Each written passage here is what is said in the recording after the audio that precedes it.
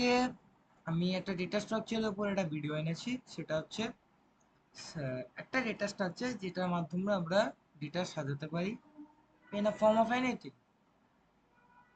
আমরা রিয়েল লাইফে স্ট্যাক কথাটা হয়তো শুনেছি, যে স্ট্যাক ইজ সামথিং মানে in which the elements are kept one above the other, one over the other or on the other. So stack কি করে বুঝবো? যে আমরা যে পরপর যে বই রাখি ওটাকে বলে স্ট্যাক। কেন ওটাকে বলে স্ট্যাক? কারণ ওইটা যে আমরা লাস্টে যে বইটা রাখি, লাস্টে যেই বইটা রাখি সেটাই হচ্ছে ফার্স্টে আমরা সেই বইটাকেই সরাতে প্রথমেই পারি। তার মানে কি এটা কোন প্রিন্সিপাল ফলো করে? LIFO principal. মানে যেটা আমরা লাস্টে রাখবো সেটাই ফার্স্টে আমরা বের করে নিতে পারবো ওই সেট থেকে বা স্ট্যাক থেকে। সাপোজ আমরা যদি 5টা নাম্বার, মানে এখান থেকে আমি বুঝতে পারবো যে আজকে আমাদের একটা টপিক। ওকে, নেক্সটলি সো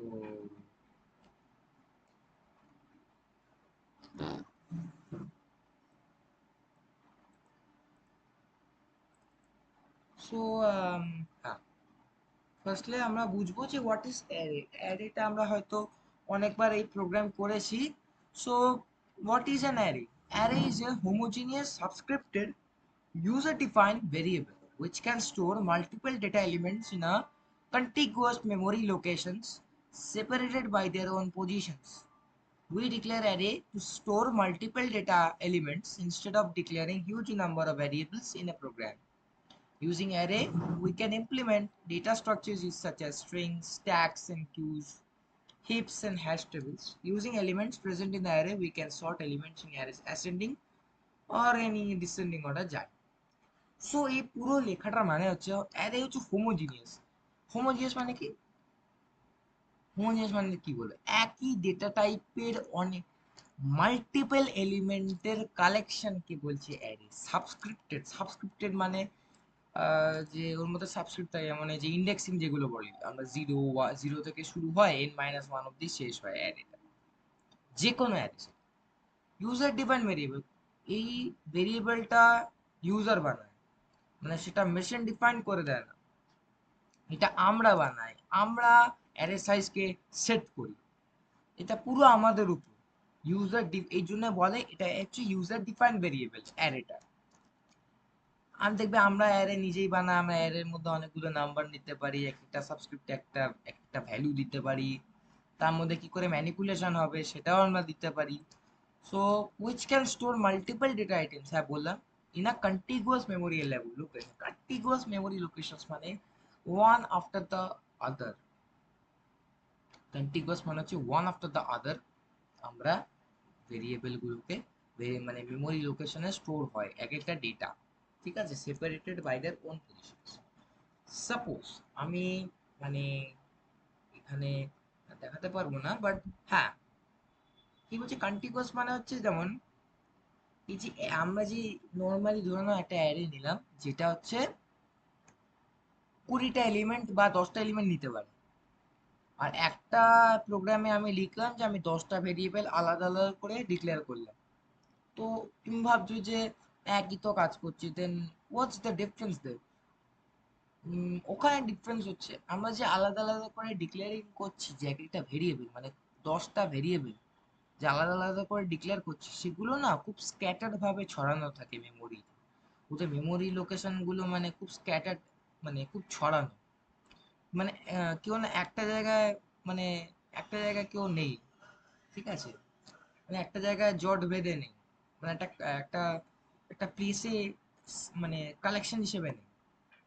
কিন্তু হ্যাঁ, অ্যারের কাজ হচ্ছে কালেকশন লাগবে, মেমোরি লোকেশন গুলো গায়ে গায়ে থাকবে। যেমন ধরে নাও একটা ইন্টিজার তো 2 বাইট করে নেয়, সো আমরা বুঝতে পারি 2 বাইট করে নেওয়া মানে হচ্ছে 0 থেকে 2 বাইটস হচ্ছে একটা ভেরিয়েবল, একটা নাম ভ্যালু নিল। তারপরে যে এলিমেন্ট সেটা হচ্ছে 2 থেকে 4 অব্দি নিল, মানে ওই নাম্বারটা। আবার 4 থেকে 6 অব্দি দিল আরেকটা নাম্বার, মানে গায়ে গায়ে থাকবে মেমোরি লোকেশন গুলো। এবার মেমোরি অ্যাড্রেস গুলো যেন খুব র্যান্ডম টাইপের হয়, ওগুলো হেক্সাডেসিমাল ভ্যালু হয়, ঠিক আছে। এখানে লিখেছে যে we declare array to store multiple char using array, যে দেখো instead of declaring huge number of variables in a program, আমাদের একটা কাজ সুবিধা করে দিচ্ছে যে অনেকগুলো ভেরিয়েবল যে আমরা বারবার বারবার ডিক্লেয়ার করতাম, সেই কাজটা অনেক কষ্ট কমিয়ে সেটাকে, কষ্টটা আমাদের জন্য কমিয়ে দিয়েছে। দেখো huge number of variables in program declare করতে হবে না, আমরা সেটাকে ডাইরেক্টলি একটা ভেরিয়েবলের সাইজ সেট করে দেবো, নিয়ে আমরা অনেকগুলো ডেটা এলিমেন্ট ভরে দেবো। Using array we can implement data structure সেটা স্ট্রিংস হচ্ছে কালেকশন অফ ক্যারেক্টার্স, ঠিক আছে? এগুলো একটা kind of data structure. Stacks and queues হচ্ছে একটা ডেটা স্ট্রাকচার, হিপ একটা ডেটা স্ট্রাকচার, hash table একটা data structure. Using elements present in the array, we can sort elements in ascending and বুঝতে পেরেছো? So what is stack?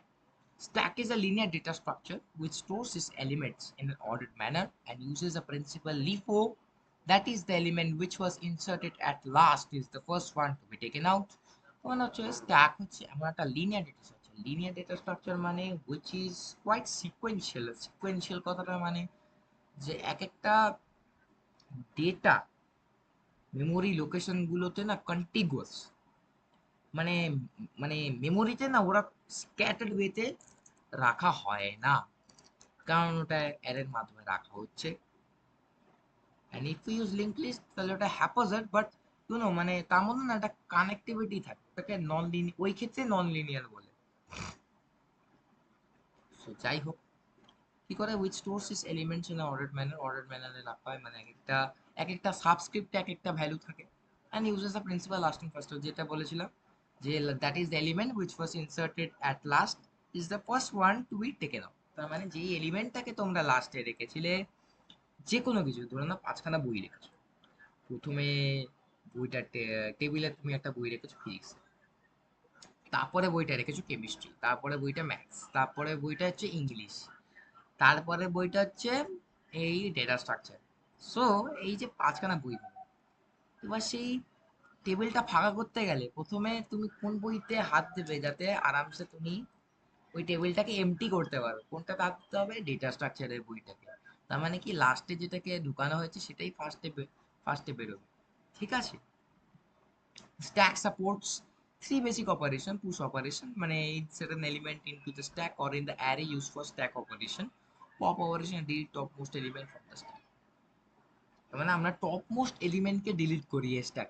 তার মানে কি আমরা যে বইগুলো রেখেছি টপ মোস্টের মধ্যে ডেটা স্ট্রাকচারে বই ছিল, সো ওটাকেই আমরা ওখানেই আমরা ইনসার্ট করছি। মানে ওটা আমরা ইনসার্ট আগে করেছিলাম যখন 4 নম্বরে বইটা মানে এফ ট্রিপল বইটা হয়ে গেছিল, তারপরে পুশ করেছিলাম, তখন ডেটা স্ট্রাকচারে বইটা আমরা ইনসার্ট করেছিলাম। এবার পপ করতে গেলে তখন ওই বইটাকে ডিলিট করে দিতে হবে, সেটা হচ্ছে টপ মোস্ট পজিশনে, ঠিক আছে? ওটা টপ মোস্ট পজিশনে, সো আমরা বলতে পারি ওটা টপ মোস্ট পজিশন, তার মানে ওটা বেরিয়ে গেছে, তার মানে ওটা আমরা পপ অপারেশন করে দিচ্ছি। তার মানে কি বলছে যে insert an element into the stack or in array use for stack operation, এটা the top most element from the stack. তো মানে ব্যাপারটা বুঝতেই পারছো। নেক্সট এই পুশ অপারেশন, তারপরে একটু অ্যালগোরিদম দেওয়া যাতে একটা ছোট্ট আইডিয়া হয়। মানে শুধু একটা, শুধু সি প্রোগ্রামিং এ নয়, অনেকগুলো ল্যাঙ্গুয়েজে যাতে ইমপ্লিমেন্ট করা যায়, সো সেই জন্য আমরা এই অ্যালগোরিদমটা লিখেছি। Before inserting any value into the stack, firstly we will check if top, a variable that traverses throughout the stack for its operation, is equal to size minus 1. যদি ধরো না টপ, টপ হচ্ছে variable যেটা স্ট্যাকের position গুলোতে, মানে stack এলিমেন্টের position গুলোতে ট্রাভার্স করে, মানে ঘুরে বেড়ায়, মানে অ্যাক্সেস করে এলিমেন্ট গুলোকে। সেটা যদি সাইজ মাইনাস ওয়ানের সমান হয়, কারণ সাইজ মাইনাস ওয়ান কেন, কেন অ্যারেতে জানি আমরা হচ্ছে অ্যারে সাইজ রেঞ্জ করে 0 to n-1, তাই জন্য এখানে সাইজ মাইনাস ওয়ান। তার মানে লাস্ট এলিমেন্ট অব্দি যদি টপ ভেরিয়েবলটা চলে যায়, তার মানে প্রত্যেকটা এলিমেন্টকে ও অ্যাক্সেস করতে করতে বা ওই এলিমেন্ট গুলোর উপর দিয়ে ট্রাভার্স করতে করতে বা ট্রাভেল করতে করতে ওই লাস্ট এলিমেন্টে যদি পৌঁছে যায়, দেন if it's a case লেখা আছে, if it's a case if it's a case then stack is full, obviously, then we will print the message stack is overflow।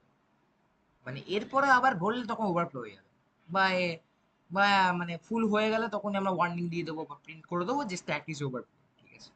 তো তার ইউজার আবার ভরতে না পারে, পরেও যদি ভরে সেই স্ট্যাক ইজ ওভারফ্লো মেসেজটাই দেখা। Otherwise we can insert a value.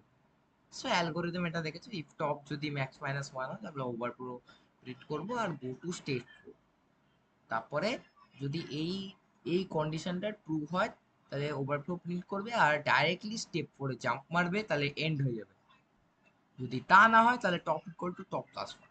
ঠিক আছে, তার মানে কি, টপ আমরা মানে টপটাকে ইনক্রিমেন্ট করছি, মানে পরের পজিশনে আমরা ভ্যালুটাকে ইনসার্ট করে দিচ্ছি। দেখো value is equal, stack top is equal to value, মানে নতুন পজিশনে, মানে স্ট্যাক অ্যারেতে নতুন টপ পজিশনে আমরা এই ভ্যালুটাকে ঢুকাচ্ছি। নতুন টপ পজিশনে, সেই স্ট্যাকের অ্যারের মধ্যে টপের নতুন পজিশনে এই ভ্যালুটা ইনসার্ট করছি বা সাইন করছি। ঠিক আছে, সেকেন্ডলি পুশ অপারেশন মেকানিজমটা কিভাবে হচ্ছে দেখো। স্টকটাকে ইনিশিয়ালি -1 কেন ধরেছি, because -1 index or subscript does not exist in array, because এখন তো আমার অ্যারেটাই এমটি, তাহলে আমার আমার এলিমেন্টই এলিমেন্টগুলো এক্সিস্ট করছে না, তাহলে আমি ইন্ডেক্সটাকে কেন এক্সিস্ট করাবো? তো -1ই ধরে রাখি। সো দেখো আমি একটা এক্সাম্পল দেখো,